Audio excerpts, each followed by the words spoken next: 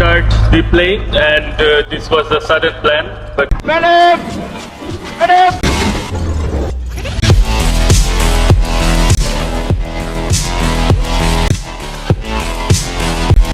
আজকে আপনাদেরকে বলবো 3500 ফিট উপর থেকে আমি কিভাবে একা একা লাফ দিলাম, ভয়ে আমার কি অবস্থা হয়েছিল, আর আমাদের টিমে অন্যদের কি ফিলিংস ছিল।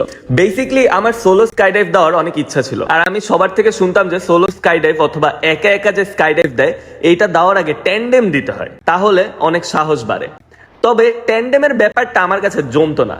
পিছে এক বেটা অল টাইম ঝুলে থাকবে আর ভিডিও আর পিকচার আসবে, এটা আমার ভালো লাগতো না। তাই ভাবছিলাম কিসের tandem, direct solo sky dive দিব। যেই কথা সেই কাজ, 2021-এ আমি ফিনল্যান্ডে স্কাই ডাইভের ট্রেনিং শুরু করি, এবং এই ট্রেনিং এর শুরুতেই আপনার একটা কনসেন্ট পেপার সাইন করতে হয় যে আপনার যদি কোনো ধরনের অ্যাক্সিডেন্ট হয় অথবা আপনার মৃত্যু হয় তাহলে তার পুরো দায়ভারই আপনার, ইনস্টিটিউশন কোনো দায়ভার নিবে না। টোটাল অ্যারাউন্ড 18 থেকে 25টা জাম্প দিলে আপনি পৃথিবীতে যে কোনো জায়গায় একা একা স্কাই ডাইভ দেওয়ার পারমিশন পাবেন। প্র্যাকটিক্যাল ট্রেনিং এ সবচেয়ে বেশি জোর দেওয়া হয় প্যারাশুট ম্যালফাংশন হইলে বা জাম্প দেওয়ার সময় কোনো প্রবলেম হলে আপনি ওই প্রবলেমস গুলো কিভাবে সলভ করবেন। and then arch. Yeah. আমাদের ডিফারেন্ট টপিকস যেরকম সেফটি, এয়ারক্রাফট, প্যারাশুট নিয়ে পড়ানো হতো। দেন এই প্র্যাকটিক্যাল পার্টে বারবার সেম জিনিস শিখায় যে আপনি প্লেন থেকে লাফটা কিভাবে দিবেন এন্ড আপনার বডি পজিশন তখন কিভাবে রাখতে হবে, আর আপনি অ্যালটিটিউড মানে কত উপরে আছেন এটা বারবার কিভাবে চেক করবেন। অলরাইট, দেন আসি জাম্পের ডেতে। আগেই বলে রাখি যে আমি অলরেডি এই জাম্পের পরে অনেকবার সোলো স্কাই ডাইভ দিই, বাট আজকে আপনাদের সাথে শেয়ার করবো আমার প্রথম জাম্পের স্টোরি। আমাদেরকে ফার্স্টে ম্যাপে দেখাচ্ছে যে আমরা কোন জায়গা থেকে ফ্লাই করব, এন্ড দেন কোথায় জাম্প দিব, কোথায় প্যারাশুট স্টিয়ার করব, আর কোথায় ল্যান্ড করব।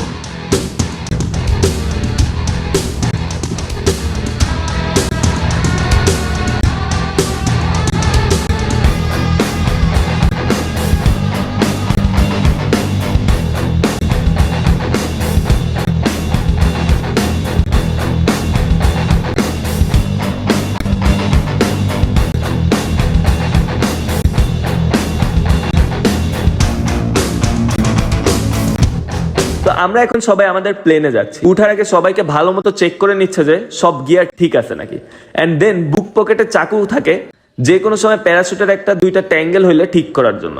তো জাম্পের আগে ট্রেইনার কি চেক করবে, আমি অলরেডি ভয়ে নিজেই 100 বার চেক করতেছিলাম যে সব ঠিক আছে নাকি, এন্ড টের পাই যে আমার পকেটের চাকুটা নাই, যেটা ট্রেইনার নিজেও টের পায় নাই। দেন আমাকে চাকুটা এনে দেয়। পুরা লাইফের ফ্ল্যাশব্যাক হচ্ছিল যে আমি ছোট থেকে একটা ভীতু ছেলে ছিলাম। টগি ওয়ার্ল্ডে যে ক্যাঙ্গারুতে উঠে কাঁদছিলাম, আর যেই রাইড কখনোই বন্ধ হয় না ওই রাইডও ওই দিন ওই লোক বন্ধ করছিল আমার অবস্থা দেখে। সেই আমি কেমনে এই জাম্প দেওয়ার ডিসিশন নিলাম। দেন ভাই আমরা সবাই এক প্লেনে উঠি। এই প্লেনের অবস্থা গুলিস্তানের বাসের থেকেও খারাপ। 6 জন একটা ছোট প্লেনে উঠছি চাপাচাপি করে।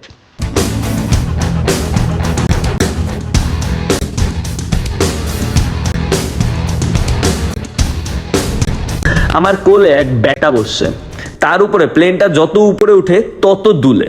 ওই সিচুয়েশনে মনে হইতেছিল এই প্লেন ভেঙে মরার থেকে আমি এখনই জাম্প দিয়ে দিই। এনিওয়েজ, প্লেন যত উপরে উঠতেছিল আমার ভয় ততই বাড়তেছিল। তো প্লেন যখন আকাশে অনেক উপরে উঠে গেছে আর নিচে কোনো কিছুই দেখা যাচ্ছিল না, তখন আমি ভাবছি যে আমরা পৌঁছায় গেছি এন্ড এখন জাম্প দেবো।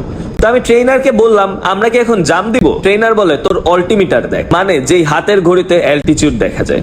ওইখানে দেখলাম যে আমরা মাত্র 1700 ফিট উপরে উঠছি, মানে অর্ধেক রাস্তা। এইবার আমার হার্টবিট আসলেই বেড়ে গেল।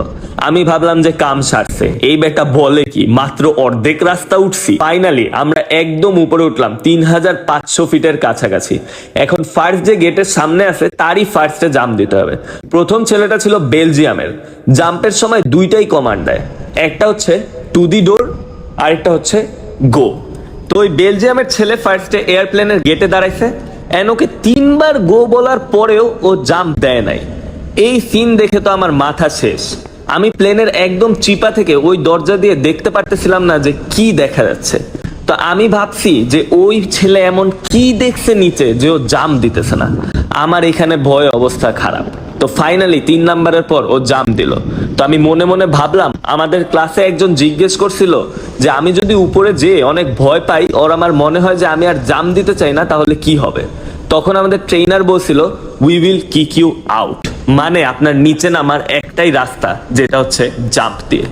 তো লাস্টে আসলো আমার পালা। আমার পালা আসার আগে আমি ট্রেনারকে আস্ক করলাম যে ভাই আমি তো এমনিতেই চশমা পরি, তার উপরে নিচের ওই ল্যান্ডিং এরিয়াটা এখান থেকে আর দেখতে পারতেছি না। ও বলল যে এখন আর কোনো ইনস্ট্রাকশন দেওয়া হবে না, যা ইনস্ট্রাকশন আছে সব ক্লাসে দেওয়া হয়েছে। দেন আমাকে বলল to the door and go. ভাই বিশ্বাস করেন, ওই দরজায় দাঁড়াইলে এমন বাতাস, মনে হচ্ছিল যেন বাতাসে আমাকে টেনে ছিঁড়ে নিয়ে যাবে। আর জীবনেও এমনি আকাশে প্লেনের দরজা খোলা দেখি নাই। ওই সিন দেখে মাথা নষ্ট। ফাইনালি জাম দিলাম। এই ভিউ পৃথিবীর আর কোথাও থেকে দেখা পসিবল না। এটা অ্যামেজিং আর আনএক্সপ্লেইনেবল। আপনি যখন উপর থেকে নিচে সবকিছু এত ছোট ছোট দেখবেন, আপনার মনে হবে যে আমরা মানুষ হিসেবে আসলে কতটা তুচ্ছ এই ওয়ার্ল্ডের কাছে। আমরা পৃথিবীতে এত কিছু নিয়ে টেনশন করি, আসলে সবই মিনিংলেস। আমরা যে বেঁচে আছি এটাই আমাদের সবচেয়ে বড় গিফট। Excellent, excellent. কেমন হয়েছে এবার ফরমেশন? তাই কোনো ডিসিশন নিয়ে এটা বোঝার দরকার নাই যে ওটা রাইট নাকি রং, কারণ রাইট ডিসিশন বলতে কিছুই সবই অনলি ওই মোমেন্টের ডিসিশন। জাম দেওয়ার পরপরই ভাই যেই জিনিসটা চোখে পড়ে ওইটা হচ্ছে ল্যান্ডিং এরিয়া। মানুষের ব্রেন তখন এমন হাইপার অ্যাক্টিভ হয়ে যায় যে তাদের সার্ভাইভাল স্কিল তখন এক্সট্রিম হয়ে যায়। ফাইনালি ল্যান্ড করলাম। এই ছিল আমার ফার্স্ট সোলো স্কাইডাইভ এক্সপেরিয়েন্স। এটা সকলের একবার হলেও করা উচিত। আমি এটা করছি লাইফে হিরো হইতে না, শুধুমাত্র নিজের লাইফে সব ভয়কে জয় করতে। কারণ আমি বুঝছি যে পুরো ওয়ার্ল্ডে মানুষ আপনাকে ভয় দেখাইতে চায়, আপনাকে বক্সের ভিতর রাখতে চায়। এই ভয় আর জাজমেন্ট থেকে আপনার বের হইতে হবে।